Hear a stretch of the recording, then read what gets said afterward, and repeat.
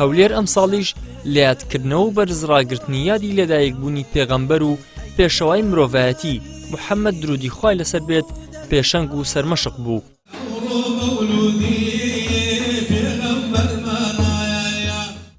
هاوڵاتیانی هەولێر ئەم ساڵیش بە کۆبوونەوە و چاڵاکی ئەدەبی و هونەری و سرود و شانامەی ئیسلامی ئەمەکداری خۆیان بۆ پێغەمبەری پێشەوا و ڕێبازەکەی نوێ کردەوە.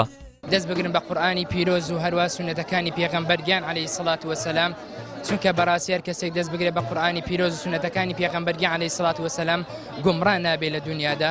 بۆی خۆی گەورە میرەبان لە قورئانی پیرۆزدا دەفەرمێ وەما ئەرسەلناکە ئیلا ڕەحمەتە للعالەمین، ئێمە پێغەمبەرمانات عەلەیهی سەڵات وەسەلام بە ڕەحمەت بێ بۆ هەموو خەرچی، بۆی هەر ئەو ڕەحمەتی پێغەمبەرگیان بۆ عەلەیهی سەڵات وەسەلام وی کرد کەوا بێدینان بەلێشاوە بێن بۆ دینی پیرۆزی ئیسلام و هەروەها ئەو ڕەحمەتی پێغەمبەرگیان بۆ عەلەیهی سەڵات وەسەلام ئێستا ئەم هەموو خەرکەی پێکۆکۆ کردیتەوە. بەنسبەت تەوزیعکردنی یان تابشکردنی شیرینی مالای ئەوەیە بەڕاستی محەبەتە بەدارخستنی ئەو خۆشەویستەیە کە بەرامبەر پێغەمبەر صلی الله علیه و سلم ئەیتمان وهروە ئەو خۆشەویستەیە کە بەرامبەر خەڵکیش معنای شیرینی معناسی مەبەستی خۆشەویستیە زیاتر تەباییە پێکەوە ژیانە مەبەستی دەربڕینی ئەو خۆشەویستی کە لەناخی ئەو شخص دڵی ئەو شخصەدایە بەرامبەر کەسەکان بەڕاستی و هەروەها دابشبوونی یعنی مشارەکەکردنی ئەو کەسەیە لەم بۆنەیەدا. با کەمە بگەڕێن سونەتەکانی پێغەمبەری ئیسلام صلی الله علیه وسلم، ئەگەر کەمێک 120 سونەتەکانی ئەو پیاوە بەڕێزە پیرۆزە جێبەجێ بکەن لە ژیانی تابەتی خۆمان بەڕاستی ژیانمان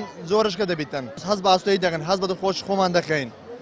دەبینی ئێستا کە زۆربەی حاڵ موسڵمانان پەرێشان لە تەواوی زیان لەبەوەی پشمان لە سونەتی پیرۆزەکانی ئەو پیاوە بەڕێزە کردی، ئەو پیاوە گەورەیە. مامۆستایانی ئاینی وێڕایستایشی ئەو بەشداریە گرم و گوڕەی خەڵک لە یادی لەدایکبوونی پێشەوای مرۆڤایەتیدا دووپاتی دەکەنەوە. شوێن پێ هەڵگرتنی پێغەمبەر و قوڵکردنەوەی بەها مرۆڤایەتیە باڵاکان کە لە پێناویدا ڕەوانە کراوە جوانترین یادکردنەوەیە بۆ لەدایکبوونی ئەو ئازیزە. خوای گەورە پیرۆزیکە لە هەموو لای بێتە وەرچەرخان و سەرەتایە بۆ هەڵسانەوە و بوژانەوە و نوێبوونەوەی توێژەکانی خەڵکی کوردستان. ئەمێ دەکەم ئیشەڵڵا پێغەمبەری خوا بێتە جامیع و کۆکەرەوەی ڕۆحەکان و دڵەکان و ئاسەکان و ئەجندەکان و حیزبەکان و هەموو سەنگەرەکان و هەموو هاوڵاتیان و هەموو دڵسۆزانی ئەم خاک و نیشتمانە. خوای گەورە ئیشەڵڵا ئەو مەولودە بکا بە لەدایکبوونەوەمان بکاتە مەولودی ئێمە.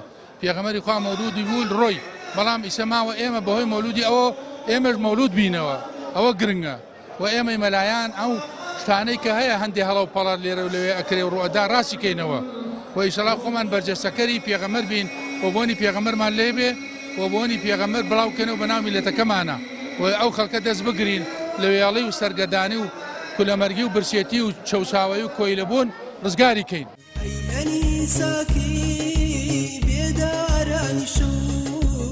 لە کوردستان و سەرانسەری جیهانی ئیسلامی ساڵانە بە ئاهەنگ و مەراسیمی جۆر بە جۆر یادی لەدایکبوونی پێغەمبەری پێشەوا درودی خوای لەسەر بێت بەرز ڕادەگیرێت.